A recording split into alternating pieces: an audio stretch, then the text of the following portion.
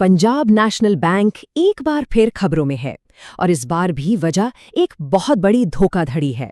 Bank ने reserve bank of India को SREI group से जुड़े एक बड़े फ्रॉड की जानकारी दी है। तो हुआ ये है कि पीएनबी ने ऑफिशियली आरबीआई को इस फ्रॉड के बारे में बताया है और इसे नाम दिया है बोरोवेल फ्रॉड। देखिए, ये किसी भी बैंक की जिम्मेदारी होती है कि वो इस तरह की किसी भी गड़बड़ी की जानकारी आरबीआई को दें और इसी रिपोर्ट के बाद ये पूरा मामला सामने आया है। इस केस में जो कंपनियां शामिल हैं वो हैं NBFCs यानी नॉन बैंकिंग फाइनेंशियल कंपनीज। अब ये होती तो बैंक की तरह ही है, लोन देना, इन्वेस्टमेंट करना, लेकिन इनके पास प्रॉपर बैंकिंग लाइसेंस नहीं होता। तो हम यहाँ बात कर रहे हैं SRE ग्रुप की दो कंपनियों की। पहली SRE इक्विपमेंट फाइनेंस और दूसरी SRE इंफ्रास्ट्रक्चर फाइनेंस। ये कंपनियां बड़े बड़े इक्विपमेंट और इंफ्रा प्रोजेक्ट्स के लिए फाइनेंस देती थी। और हाँ, एक बात और समझना जरूरी है, पीएनबी अकेला बैंक नहीं था जिसने इन्हें लोन दिया था। अब अगर इस पूरे फ्रॉड की रकम को तोड़कर देखें तो SRI इक्विपमेंट फाइनेंस से जुड़ा मामला है करीब 1240 करोड़ का और SRI इंफ्रास्ट्रक्चर फाइनेंस से जुड़ा है 1193 करोड़। ये वो सारे लोन्स थे जो इन कंपनियों के दिवालिया होने से ठीक पहले दिए गए थे। तो अब आते हैं सबसे बड़े सवाल पर। पीएनबी बार बार एक शब्द इस्तेमाल कर रहा है, बोरोवेल फ्रॉड। आखिर ये बला है क्या? बहुत सीधे शब्दों में कहें तो बोरोवेल फ्रॉड का मतलब है जब कोई कंपनी एक खास काम के लिए लोन ले लेकिन उस पैसे को उस काम में लगाए ही नहीं, मतलब पैसा लिया किसी और नाम पर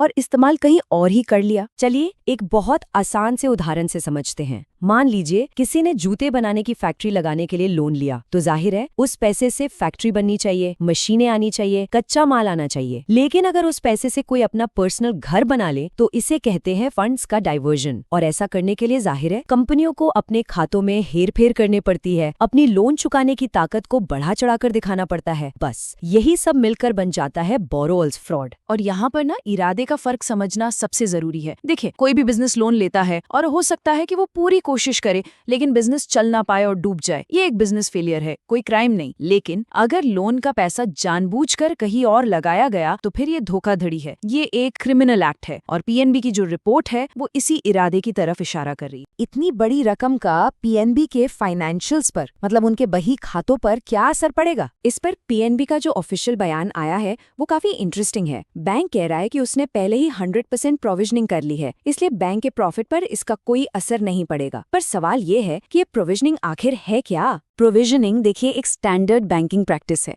जब भी कोई बैंक मुनाफा कमाता है तो उसे पता होता है कि उसके दिए हुए सारे लोन शायद वापस ना आए, तो वो क्या करता है, अपने मुनाफे का एक हिस्सा पहले से ही साइड में रख देता है ताकि अगर कोई लोन डूबे तो उसकी भरपाई उस पैसे से हो सके। तो 100% प्रोविजनिंग का मतलब ये हुआ कि पीएनबी ने इस 2434 करोड़ के पूरे नुकसान को अपने पुराने प्रॉफिट्स में से पहले ही एडजस्ट कर लिया है। तो अब जब ये फ्रॉड ऑफिशियली सामने आया है तो इससे बैंक के आज के या आने वाले मुनाफे पर कोई नया असर नहीं पड़ेगा। उल्टा अगर भविष्य में इस डूबे हुए लोन से कुछ भी रिकवरी हो जाती है तो वो पैसा सीधा सीधा बैंक के मुनाफे में जुड़ जाए। ठीक है, तो अब आगे क्या होगा? इस मामले में कानूनी और फाइनेंशियल प्रोसेस क्या है और इसमें जो लोग शामिल हैं उनका क्या होगा? चलिए ये समझते हैं। देखिए, ये दोनों कंपनियां तो पहले से ही दिवालियापन की प्रक्रिया से गुजर रही हैं, जिसे NCLT यानी national company law tribunal handle कर रहा है। इस प्रोसेस का मेन मकसद होता है कंपनी का फाइनेंशियल रेजोल्यूशन निकालना, मतलब या तो कंपनी को फिर से खड़ा किया जाए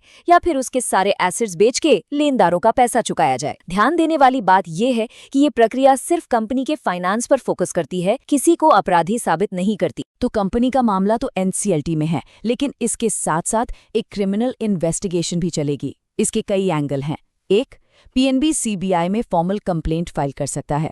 2, ED यानी एनफोर्समेंट डायरेक्टरेट मनी लॉन्ड्रिंग के एंगल से जांच कर सकता है। और सबसे बड़ी बात, जिस वक्त ये धोखाधड़ी हुई उस वक्त जो प्रमोटर्स कंपनी चला रहे थे उनकी गिरफ्तारी हो सकती है और उनकी पर्सनल प्रॉपर्टी भी जब्त की जा सकते हैं। अब जरा एक कदम पीछे हटते हैं और इस एक केस को भारत के पूरे बैंकिंग सिस्टम के कॉन्टेक्स्ट में देखते हैं, क्योंकि ये मामला एक बहुत बड़े बदलाव की तरफ इशारा कर रहा है। कहानी कुछ ऐसी है कि 2018 से पहले कई NBFCs बहुत ही अग्रेसिव तरीके से लोन दे रहे थे और उनकी जांच भी उतनी सख्त नहीं थी। फिर 2018 में आया IL&FS का बड़ा संकट, जिसने पूरे NBFC सेक्टर को हिलाकर रख दिया। इसके बाद RBI ने NBFCs के लिए नियम बहुत कड़े कर दिए और एक नया नियम ये भी आया कि अब किसी भी फ्रॉड का पता चलते ही उसकी रिपोर्टिंग फौरन करनी होगी। और यहीं पर इस कहानी का सबसे दिलचस्प मोड़ आता है।